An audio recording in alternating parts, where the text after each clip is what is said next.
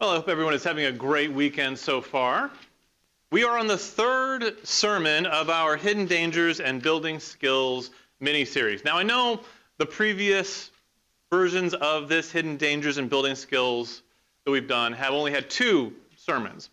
This one has 3, and so will some as we go through the year, because we're going to go through some case studies. Now, pause here for a second. What is a case study? Well, a case study is an in-depth examination of a specific situation, event, or individual, often used to gain a deeper understanding of a particular phenomenon or to identify patterns and causes of behavior.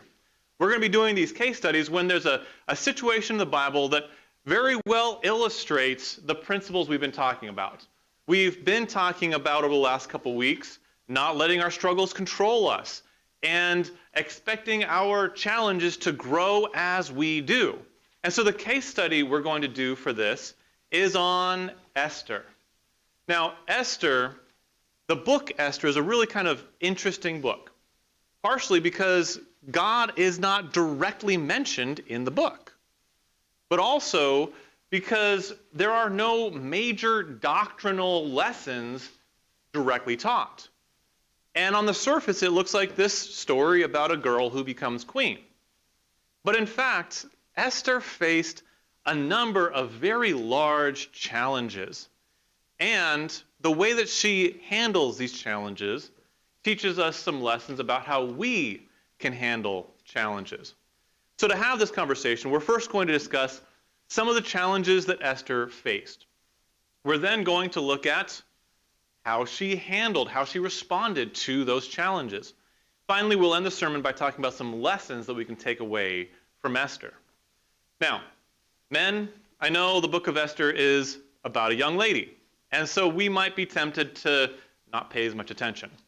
But the lessons that are in Esther are just as applicable to men as they are to women.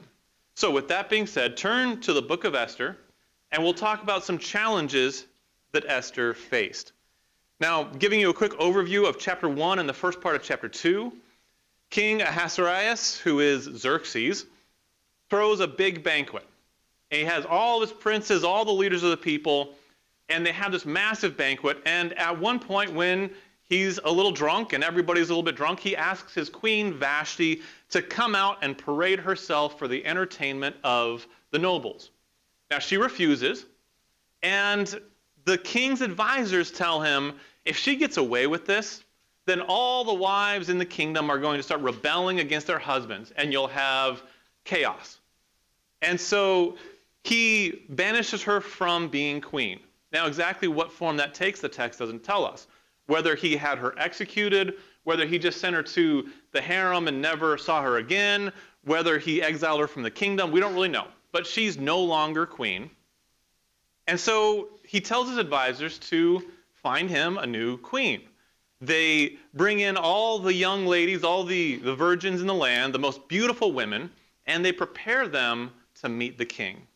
That's where we get to Esther and Mordecai, and we learn about one of the first challenges in the book that Esther faces. Esther 2, 5 through 7. Now there was at the citadel of Susa a Jew whose name was Mordecai, the son of Jair, the son of Shimei, the son of Kish, a Benjamite, who had been taken into exile from Jerusalem with the captives who had been exiled with Jeconiah, king of Judah, who Nebuchadnezzar, the king of Babylon, had exiled. He was bringing up Hadassah, that is, Esther, his uncle's daughter, for she had no father or mother.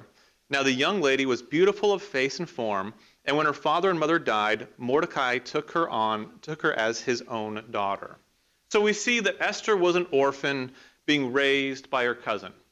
Okay, now we're used to accounts or stories in modern world about orphans, but think about that. Her people are already slaves in Babylon. And now she's been orphaned and she's being raised by her cousin. That right there is in and of itself a struggle. And if Esther had let her challenges control her, she could have become bitter. She could have thought, here I am already a slave and my parents die, and that could have embittered her. Or she could have, quite frankly, rejected God. And I want you to think about it. If you were a slave in a foreign land, orphaned, being raised by a cousin, might you be tempted to turn your back on God? Many people might. But she didn't let her challenges control her. And as we go through this book, what we're going to see is that she didn't let her challenges control her. Now we go on and we meet another challenge that Esther faced. And this one, at first glance, may not seem like a challenge, but we'll talk about it. Again, verse 7, going through 9. So Mordecai is bringing up Hadassah, that is Esther, his uncle's daughter, for she had no father or mother. Now the young lady was beautiful of form and face, and when her father and mother died, Mordecai took her as his own daughter. So it came about when the command of the decree of the king were heard, and many young ladies were gathered to the citadel of Susa into the custody of Hegai, that Esther was taken to the king's palace into the custody of Hegai, who was in charge of the women. Now the young lady pleased him and found favor with him. So he quickly provided her with her cosmetics and food, gave her 7 choice maids from the king's palace, and transferred her and her maids to the best place in the harem. Now the challenge we see here is that Esther was extremely beautiful. Now someone may say, wait, David, is that really a challenge? Come on, being beautiful is a blessing, isn't it? Well, how many times do we see people who let that particular challenge control them? You know, if she had let this challenge control her, she could have become arrogant.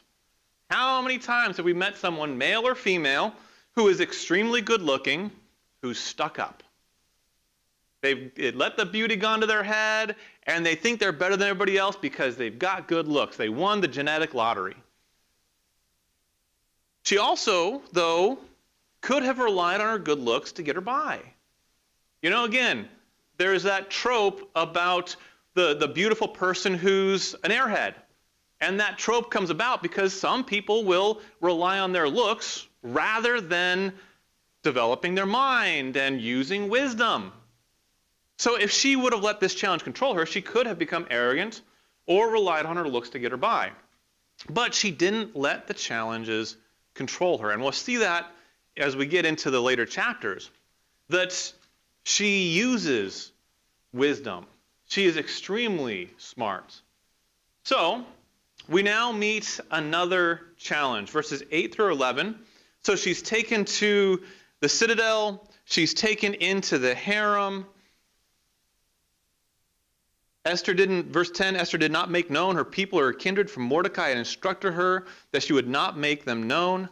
Every day Mordecai walked back and forth in front of the court of the harem to learn how Esther was and how she fared. Now right here we see that she was forced to live at the palace, to be part of the king's harem. Essentially, she was the victim of human trafficking. Now, I want us to talk about this just for a second, because fairy tales, modern fairy tales, brush over some of these facts. We think, oh, she's now in the harem and everything's okay, but wait, she didn't choose this life, did she? She did not choose to be taken to the harem. And being part of the harem, whether or not the king chose her, this means she never gets to get married. This means she never gets to be a free person again. She's basically kidnapped and human trafficked. That makes us look at it a little bit different, doesn't it? This woman is going through a pretty big ordeal. But then look at verse 10 again. Verse 10, Esther did not make known her people or her kindred, for Mordecai had instructed her that she should not make them known.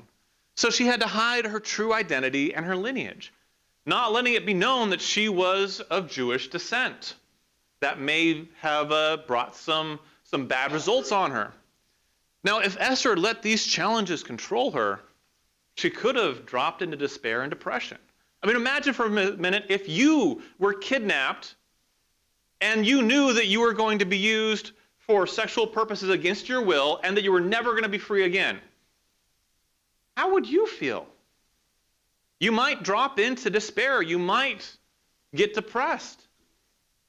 She also, though, could have abandoned God and embraced hedonistic paganism. Honestly, that's why the Jews were in captivity in the first place, is because large sections of the society embraced hedonistic paganism. Alan is very aptly covering that in Jeremiah, how the whole nation was giving into pagan activities. And she could have looked at the situation and said, you know, God hasn't helped me at all, and embraced the Babylonian or the Median Persian gods and given into hedonism. But she didn't let her challenges control her. She held on to her faith in God, and she didn't despair. Now's where some of those challenges get even more intense. You see how these challenges, they're ratcheting up. They start out with relatively simple that could be easily overcome, and they get more and more intense. Verses 12 through 16. Now, when the turn of each young lady came to go into King Ahasuerus, after the end of her 12 months under the regulations of the women, for the days of their beautification were completed as follows: 6 months with oil of myrrh, and 6 months with spices and cosmetics for women. The young lady would go into the king in this way. Anything that she desired was given her to take with her from the harem to the king's palace. In the evening she would go in, and in the morning she would return to the second harem, to the custody of Shashgaz, the king's eunuch, who was in charge of the concubines. She would not again go into the king unless the king delighted in her, and she was summoned by name. Now when the turn of Esther, the daughter of Abihail, the uncle of Mordecai, who had taken her in as his daughter, came to go to the king, she did not request anything except what Haggai, the king's eunuch, who was in charge of the women, advised. And Esther found favor in the eyes of all who saw her. So Esther was taken to King Ahasuerus, to his royal palace, in the 10th month, which is the month Tebeth, in the 7th year of his reign. See, she's essentially taken to be used sexually against her will. She's essentially raped. And I want us to be clear what's happening here. You know, it's not like these young women are going to the king's palace, playing some board games, having a dinner, and then going off to their own apartment. We know what the king is doing with these women. Esther, being a Jew, raised with God's law, knowing that fornication is a sin, knowing that purity is important, is now taken to be used against her will. That's a massive challenge. That's traumatizing. But then it goes one step further, 17 through 20. The king loved Esther more than all the women, and she found favor and kindness with him more than all the virgins, so that he set the royal crown on her head and made her queen instead of Vashti. Then the king gave a great banquet, Esther's banquet, for all his princes and his servants. He also made a holiday for the princes and gave gifts according to the king's bounty. When the virgins were gathered together the second time, then Mordecai was sitting at the king's gate. Esther had not yet made known to her kindred or her people, even as Mordecai had commanded her, for Esther did what Mordecai told her, as she had done when under his care. So Esther had to marry a man who thought of her as property and who had a history of mistreating women. You know, again, Disney has kind of ingrained in our mind to think of becoming queen as like this really like exciting, glamorous thing. But the king here, he's already shown that if the queen doesn't do what he wants, he'll dismiss her.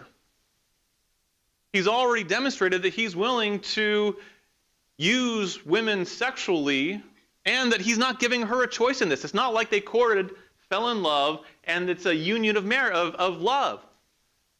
He says, hey, you're pretty. You get to be my queen. Think about how that might make a person feel. Now, if Esther let these challenges control her, she could have let the trauma destroy her dignity and her self-worth. She could have just been absolutely torn down as a person. She also, though, could have given herself over to debauchery. She could have just decided, you know what? God hasn't helped me, and given into that debased lifestyle. She also could have let the position go to her head and stop serving God.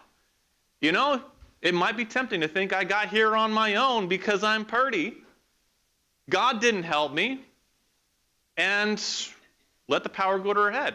I mean, how many people can we point at in society who, because they're beautiful and they gain some fame, absolutely go into a debased lifestyle just because they got rich, much less becoming the queen of an entire empire. But she didn't let her challenges control her. She didn't let this control her. None of those negative responses were the way she responded. And we'll get to the way she responded in a minute. But the challenges aren't over. They grow. We're not going to read all of chapter 3 and 4. But what happens is that, meanwhile, while she's now queen,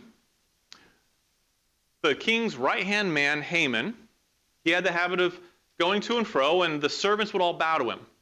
But Mordecai refused to bow to him. You know, the Jews in captivity had a habit of not bowing to the captors, and it got him in trouble a number of times. Think of the fiery furnace. So Mordecai is not bowing, and this just makes Haman irate. He is absolutely incensed. And so he hatches this plot, not just to kill Mordecai, but to wipe out all the Jews. Now that's a pretty extreme fit of anger, isn't it? And he manipulates the king some. He convinces the king to sign this decree to kill all the Jews on this particular day. And now, so Mordecai, he puts on sackcloth, covers himself in ashes, and he goes and stands by the entrance to the palace. The queen hears about it. He sends a messenger to ask what's going on. He tells her what's happening. And so she finds out that her entire people are to be wiped out. Now, think for a minute. Of course, the American mindset, we're not as connected to our ethnical heritage. But think for a minute, if all of your people were going to be wiped out, you found out that the government had just decreed that all your people are going to be killed and it's legal. How would that make you feel? Mad, angry, sad, all sorts of different things. But then it gets even more personal. Chapter 4, verses 13 and 14. Chapter 4, 13 and 14. Then Mordecai told them to reply to Esther, "Do not imagine that you in the king's palace can escape any more than all the Jews. For if you remain silent at this time, relief and deliverance will arise for the Jews from another place, and you and your father's house will perish. And who knows whether you have not attained royalty for such a time as this?" So she finds out that she also is under threat of death. That if this happens, she's not going to make it out either. There's some pretty big challenges there. If she let those challenges control her, she could have flown into hysteria. Just absolutely lost it. I mean, that's something that you could see being a very understandable response. You find out that your entire people and you are going to be killed. You might go into hysterics. She might also have just refused to act. Said, you know what? Not my problem. No one knows I'm a Jew. Sorry, guys. She also could have turned her back on God. She could have said, you know what? God has not helped me. And I want us to think of a mode of comparison for a second. How many people have gotten sick and lost their job and left God, left the church because how could God let this happen to me? How many people have had a loved one pass away and they leave God, they leave the church because how could God let this happen to me? How many people have had a friend be rude to them at church and left the church, left God because how could Christians be this way? Those things never happen, do they? Read that as sarcasm. We've seen that happen. This young lady, she's an orphan who is sex trafficked, used sexually against her will, marries a man against her will, is under threat of death, her and her entire people. But she didn't let her challenges control her. She didn't let these things dictate her attitude. But okay, I've talked about the challenges, and I've said she didn't let these things control her. But what was Esther's response to these challenges? Let's dig into that. Let's start at Esther 4, 13 through 17. Again, we're going to read. Then Mordecai told them to reply to Esther, "Do not imagine that you in the king's palace will escape any more than all the Jews. For if you remain silent at this time, relief and deliverance will arise for the Jews from another place, and you and your father's house will perish.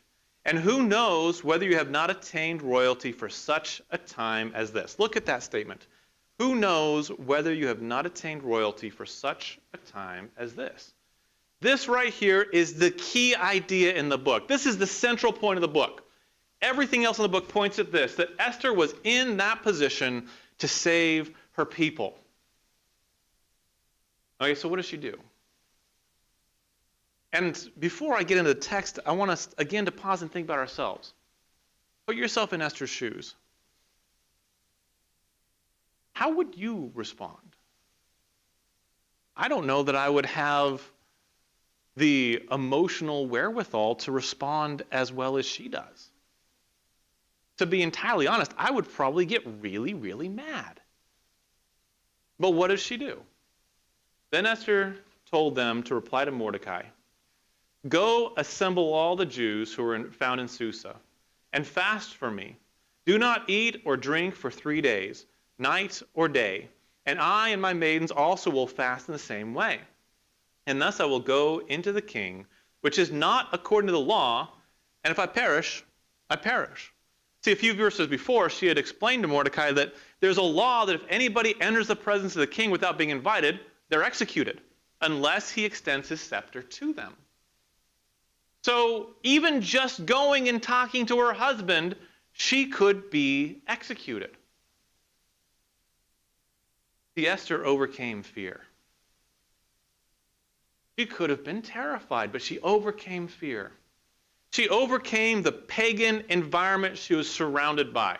You know, she could have given in to all the debauchery. She could have given in to all of the idol worship. But she overcame that pagan environment. And she did what was right despite the danger to herself. Despite her being under threat of death, she did what was right. You see, Esther trusted God. Now, even though God is not directly mentioned, why were they fasting? Well, with fasting, along with the Jews, always goes prayer. They don't just fast for health reasons. They fasted so they could pray. So this fasting going on, they're praying to God. They're fasting because of this big trial. So Mordecai went away and did just as Esther had commanded him. Now in the following section, chapter 5, we see Esther's responses.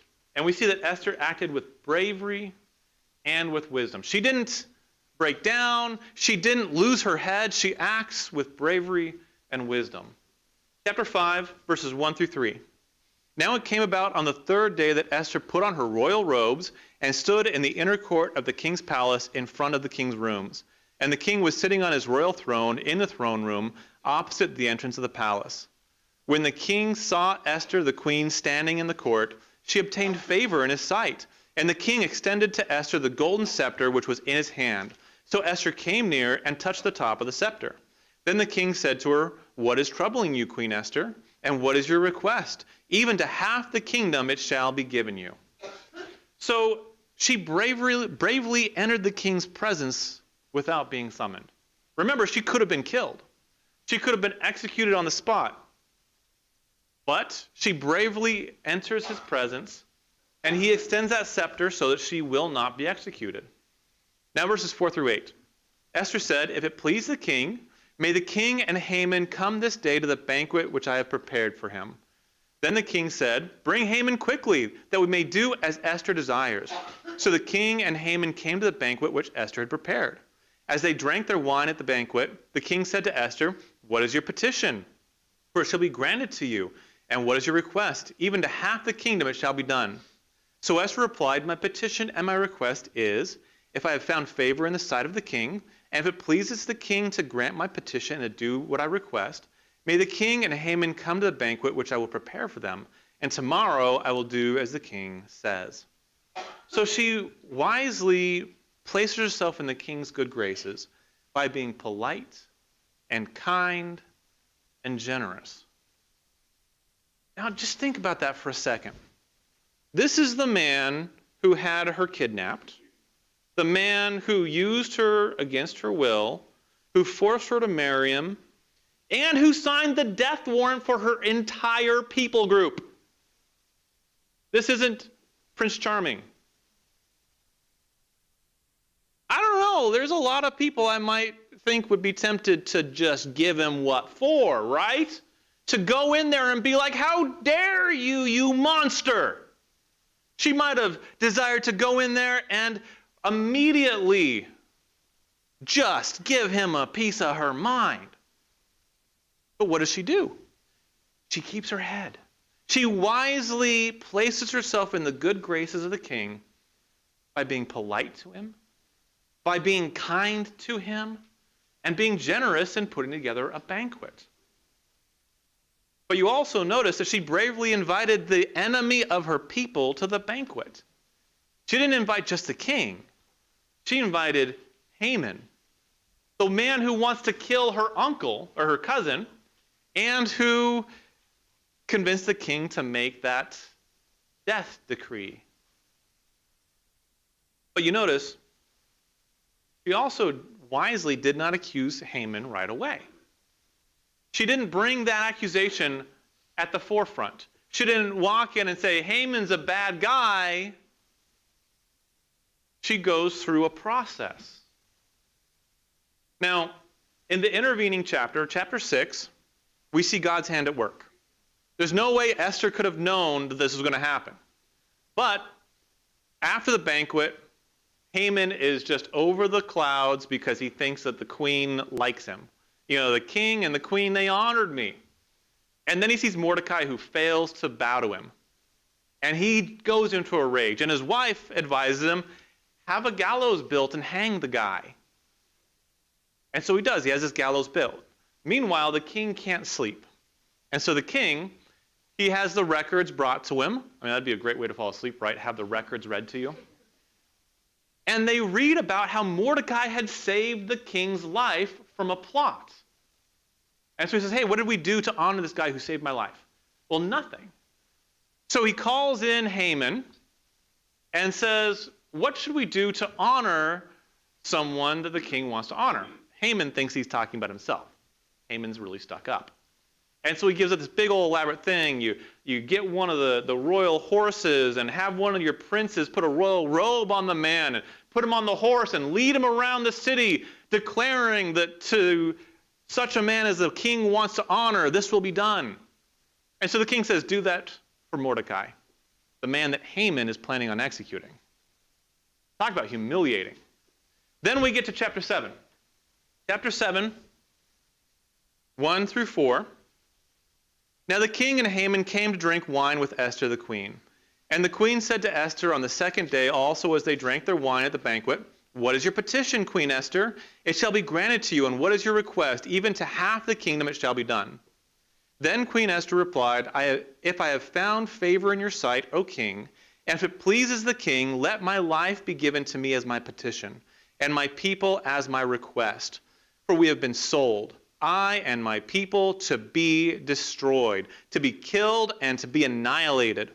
Now if we had only been sold as slaves, men and women, I would have remained silent, for the trouble would not be commensurate with the annoyance of the king."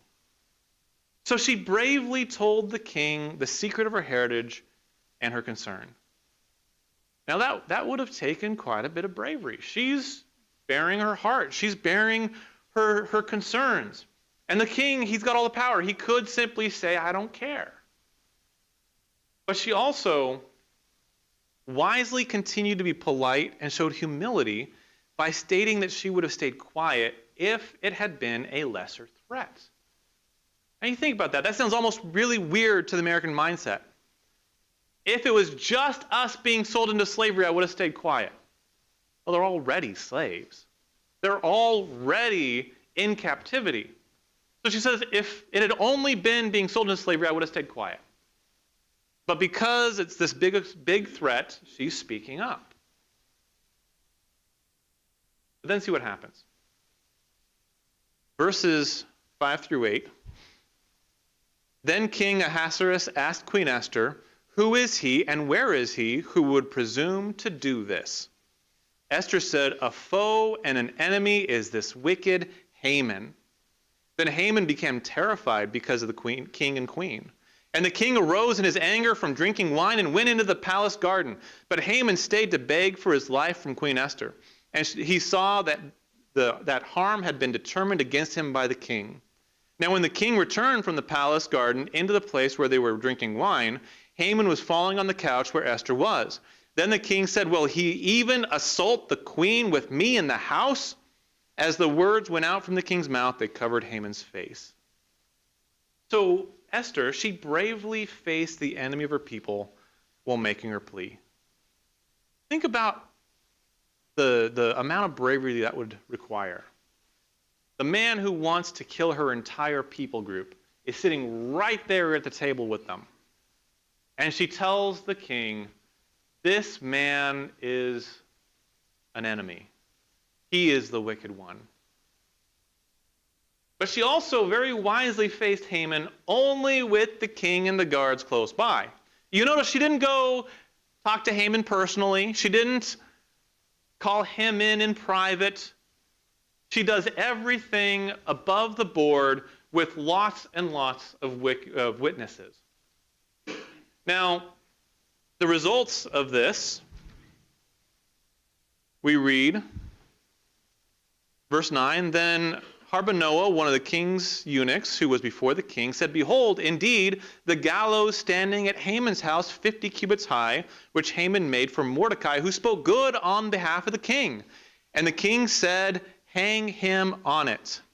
So they hanged Haman on the gallows which he had prepared for Mordecai, and the king's anger subsided. So Haman is put to death. And it would seem like that might be the end of it. But remember, there's still this law in place to kill the Jews. So the results of Esther's bravery and wisdom, we're not going to read chapters 8 through 10 because of time. But we see in those chapters that the Jews were saved from destruction, and they were allowed to defend themselves. We also see that Mordecai was elevated to a position to help their people in the future. So, through all the challenges, all the traumas that Esther faced, God used her to protect her people and to guard them for the future. So what are some lessons that we can learn from Esther? Honestly, there's a lot. I had to pare this section down quite a bit. My first draft of this had extra passages to go with each of these lessons. Honestly, my first practice was 50 or 55 minutes.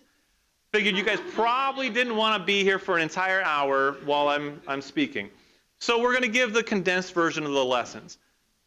Lessons we can learn from this, first off, is that God can use anyone to do great things. Esther wasn't born into nobility. She wasn't a great warrior. She was an orphan, being raised by her cousin, both of whom were slaves in captivity. And yet God used her to save her entire people group. What can God use you and I to do? Furthermore, your challenges and traumas and struggles don't determine your value to God. You know, it's easy as we face challenges, as we face traumas and struggles, to let our self-worth be diminished, to think that we're of no value to anyone, even God. But we see that your challenges, traumas, and struggles don't determine your value to God. You are of utmost value to Him, no matter what you've gone through. We also see that your challenges don't dictate how useful you are to God. What dictates how useful you are to God is your willingness to obey Him. You know, the person who has had the least traumas in their life, if they're not willing to serve God, if they're not willing to obey Him, they're useless to Him. But the person who has the most trauma ever, if they're willing to obey God, he can use them. They can serve him. It's all about our willingness to obey him. Furthermore, both good times and bad times come with challenges. And we should use both to grow and serve God. You look through that book, and there were some times that we could probably count as being good times. You got to spend a year basically in a spa. It's pretty cool, right? But that was also after being kidnapped and before being abused. Both good times and bad times come with challenges. And we should use both of those to grow and to serve God. Finally, you don't know if you are in a particular situation specifically so that you can be of use to God in that moment. I don't like when people say, God put you in this situation just so you can do such and such. But God can use us wherever we happen to be at. Are you in a good situation? God can use that. Are you in a bad situation? God can use that. Are you somewhere in between good and bad? God can use that. It all depends on whether we're willing to obey him. No matter what horrible situation you find yourself in, you can obey God and serve him in that situation. And no matter how affluent and healthy you are, you can serve God in that situation. So today, as we've been studying about Esther, we've seen some of the challenges she faced, and that she didn't let those challenges control her. We then saw how she responded to those challenges, that she acted with wisdom and with bravery, and that she trusted God. And then we saw some lessons. And honestly, there's more lessons that we could have taken from this book. But my friends, as we close out our sermon time today, no matter what challenges or blessings you face, keep your eyes open and serve God in whatever ways you can. You may be in the best time of your life. Keep your eyes open on how you can serve God. You might be at the lowest place you've ever been. Keep your eyes open to how you can serve God. You probably, as most people in the room, are probably somewhere in the middle. Not the best time in the world, not the worst time in the world, just life. Keep your eyes open and serve God in whatever ways you can. Because in so doing, we might just change the world around us. We don't know. We don't know the results of what may or may not happen. So today, as we are closing out our sermon time, you might have a need. You might be going through a rough time and need the prayers and encouragement of the church family. We want to be here for you. You might be at a spot where you realize you need to be baptized into Christ. We want to be here for you. We want to immerse you if you're ready. And if you're not quite ready to be immersed, we would love to teach you what the Bible says about salvation. So if you have a need, whatever your need may be, please let it be known as Bob leads us in this invitation.